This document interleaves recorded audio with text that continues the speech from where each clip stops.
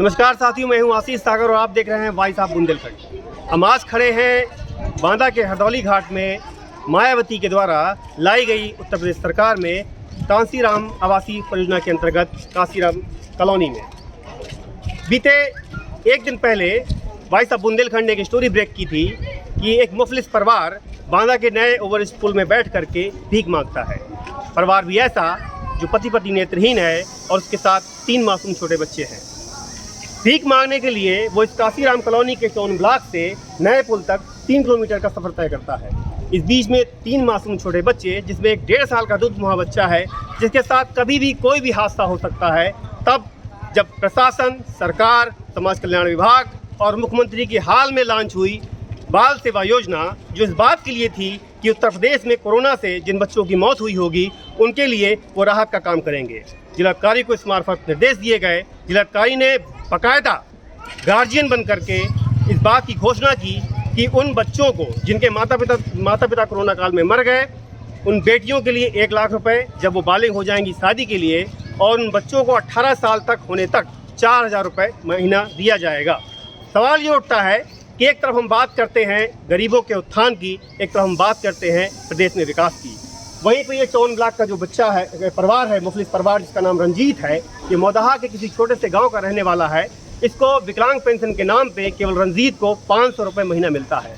आप समझ सकते हैं कि 500 रुपये के महीने में इस 2021 के साल में क्या कुछ मिल सकता है। जहाँ पे सरसों का तेल 100 रुपये से ऊपर है, जहाँ पे पेट्रोल 109 रुपये के आसपास है, जहाँ पे ज़िंदगी के जो बुनियादी चीज़ें हैं उनको ख़रीदने के लिए गरीब आदमी किस तरह की जद्दोजहद करता है, ये बताने के लिए कोई गुंजाइश बाकी नहीं रहती। तब वो परिवार इस युग में कैसे गुजारा कर रहा है, सवाल ये भी बनता है कि ये जो योजनाएं चल रही हैं इनका धरातल पर क्या सच क्या है। आइए देखते हैं रंजीत की दुनिया कैसी है। रंजीत की आंखों से लेकर के उसकी पत्नी की आंखों में जो अंधेरा है, जो 3 बच्चे छोटे बिलख रहे हैं, भीख मांगने को मजबूर हैं, तब जब आप कस्तूरबा गांधी विद्यालय तमाम ऐसी योजनाओं से बच्चियों को पढ़ाने का मुगालता करते हैं, बच्चियों के जीवन कौशल को निखारने का मादा करते हैं। आइए चलते हैं रंजीत के पास और बात करते हैं उसके परिवार से।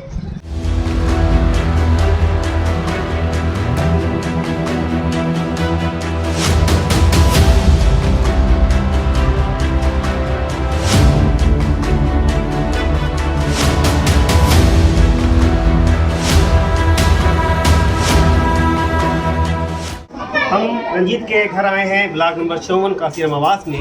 रंजीत अपनी विकलांग पेंशन को लेने के लिए किसी साधन के मार्फत मौदहा के पास गांव में गया हुआ है। आइए बात करते हैं उसकी पत्नी से, जो खुद नेत्रहीन है, और वो 3 छोटे बच्चे। यहाँ पे 2 बच्चे हैं, एक बिटिया जो बड़ी है वो उनके साथ में गई है। और बात करते हैं उसकी पत्नी से कि आगे की जो जीवन शैली है वो कैसे उसको गुजारा करते हैं, आगे का जीवन कैसे निर्वहन करते हैं। क्या नाम है आपका?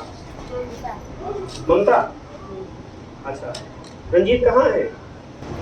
गए हैं, गैस खत्म हो गई है तो पैसे नहीं थे तो पेंशन निकालने के लिए गए।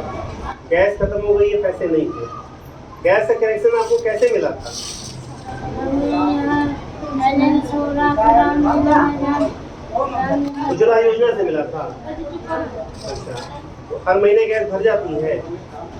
हाँ, एक भी है तो मोबाइल के पास में जाना पड़ता है।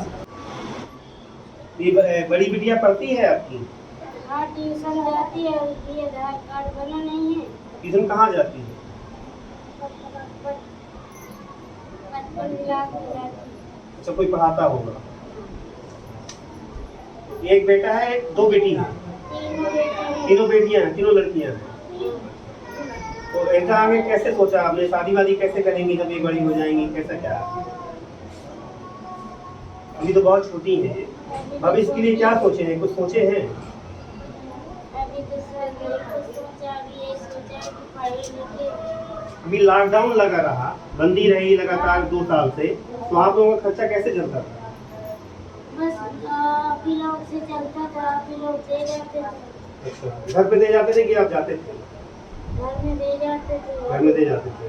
2-4 महीने से बहुत जाने लगे के ऊपर। तो अब नहीं आ रहा? अभी नहीं आ रहा है। तो कोरोना में आप लोगों को कुछ आपको वैक्सीन लगी? सुई? हाँ। अभी नहीं लगी। नहीं लगी, लगवाई नहीं कि लगी नहीं?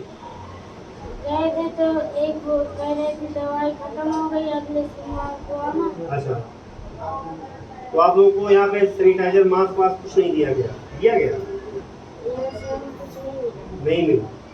कभी कोई अधिकारी भी नहीं आया होगा यहाँ पे? गाड़ी यहाँ नहीं आया, लेकिन वहाँ पुल के ऊपर मिले हैं। कब मिले हैं? वो वही वही मिले थे। क्या कह रहे थे? मास्क दे गए थे, अच्छा, मास्क दे गए थे और कुछ नहीं दिए थे? आटा दे गए थे 10 किलो। ममता के घर के ठीक सामने जो काशीराम आवास का एक सरकारी आवास को मिला है, उसके सामने ये सोहन लाल है। सोहन लाल भी आंखों से नेत्रहीन है और पत्नी भी इसकी नेत्रहीन है, जो बच्चे को लेकर के निमोनिया ठीक कराने के लिए अतर्रा में गई है किसी वैद्य के पास में। तब जब सरकारी डॉक्टर ने जवाब दे दिया कि हम निमोनिया का इलाज नहीं करेंगे, सरकारी अस्पताल में निमोनिया का इलाज नहीं होगा, कोरोना का इलाज कैसे होता होगा ये आप समझ सकते हैं। ये इसका एक छोटा सा कमरा है जो मायावती की सरकार में मिला था। सपा सरकार, भाजपा की सरकार में ऐसी कोई आवासीय योजना नहीं आई जो गरीबों को छत देती। छत तो मिल गई, मगर रोटी देने का पिछली 2 सरकारों ने शायद ही कोई काम किया हो, किया भी होगा तो फिलहाल मेरे संज्ञान में तो नहीं है। ये सबका घर है, ये उसकी दुनिया है, गृहस्थी है, जो ये पति पत्नी। कितने बच्चे हैं आपके? 2 लड़का 2 लड़की। 2 लड़का 1 लड़की। पढ़ते हैं?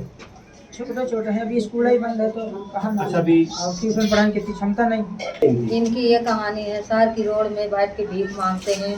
भीख मांगने से इनका पूरा नहीं पड़ता है। 3 बच्चे हैं, उसके 3 बिटियाँ, उसके 2 लड़का 1 बिटिया है। और जो है ये अब दवा कितने में 500 रुपए की पेंशन पाते हैं तो कितने में दवा करा सकते हैं, कितने में इलाज कराएं, कितने में अपने को दाल सब्जी लाएं, कितने महंगाई बढ़ रही है, कितने में अपना सरसों का तेल क्या रेट है इस समय? सरसों का रेट सारे 180 रुपए किलो है। 180 रुपये किलो। हैं? दाल क्या रेट है? दाल जो है 110 रुपए किलो भी है, 130 रुपए भी किलो है। गैस कितने में भरता है? गैस भरती है 870 870 में, सब्सिडी मिलने के बाद। रुपए की गैस भर रही उज्ज्वला गैस में तो शायद सब्सिडी मिलती भी नहीं है, नहीं।